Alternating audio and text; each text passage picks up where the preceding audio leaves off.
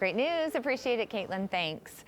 Our next guest is a graduate student who's using research, advocacy, and storytelling to address environmental and agricultural challenges in her home country of Cameroon. Beverly Ndifoin is championing agroforestry as a solution for climate resilience and rural development.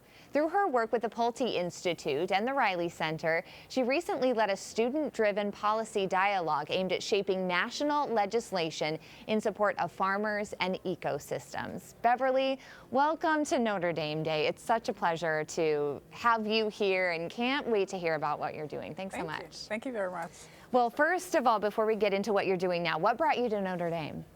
Well, I'm originally from Cameroon, like you already know, and I previously studied journalism and mass communication and a master's in applied linguistics. But then when I started working and had my work at the intersection of environmental issues and sustainability, I thought I didn't understand so much of it. And so I thought I need to go back to school and understand this a little more, because I really wanted to focus in that area in my future work. And Notre Dame happened to be the school that popped up. Well, also because I spoke to an alum of Notre Dame and they highly recommended it. That's how I came to Notre Dame. And a good decision, it Great sounds decision. like. Excellent. Talk to me about agroforestry. What is it and why is it such an important issue in your home country? Right. So I think, well, to begin with, agroforestry is basically farming and forestry put together, just incorporating trees into our everyday farming. And I think that agroforestry is important, first because agriculture in itself is like the mainstay of Cameroon's economy, mostly because it contributes to lots of things like the GDP of the country, food security, and a lot of things, and employs so many people.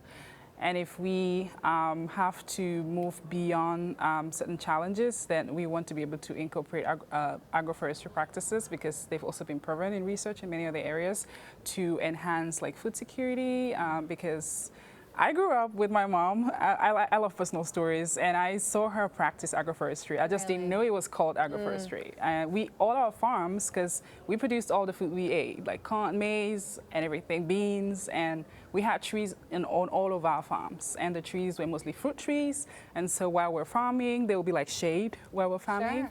And we can get some of the fruits from it, like mangoes, and eat, and that kind of diversified our, diet and all of that. So I saw it firsthand, the benefits, and then research solidifies it that it's important and really also regenerates the soil, because some trees and foods that we plant can help to regenerate the soil and make it healthier, which helps with all the environmental issues that we are struggling with today.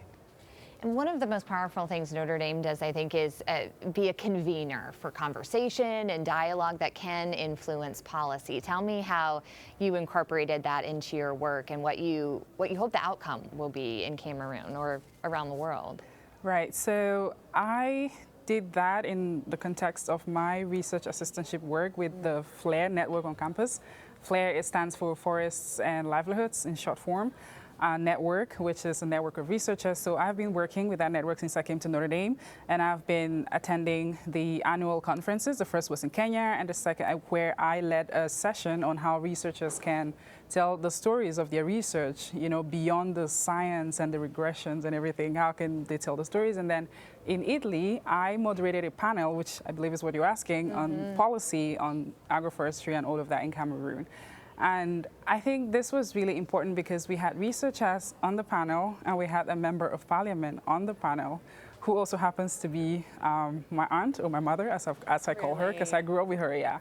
And so she's a member of parliament, she's a policymaker. It was nice to have that conversation with researchers who have the evidence and policymakers who have the power to go have those conversations in the House of Assembly. And so that was a very important conversation, because it kind of coincided with Parliament's review of the 1994 forestry law in Cameroon, which has been the law for forever. It's not been revised.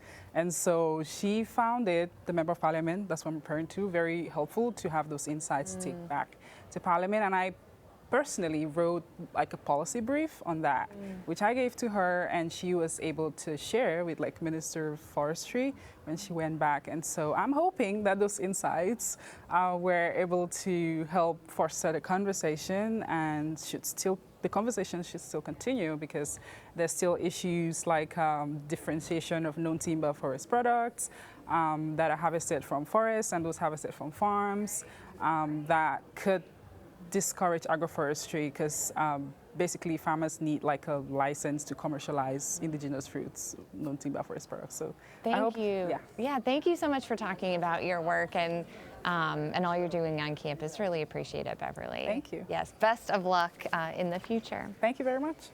Well, we will take a look at our next segment in just a little bit, heading down to reporter Alice O'Brien, who's standing by at the performance stage.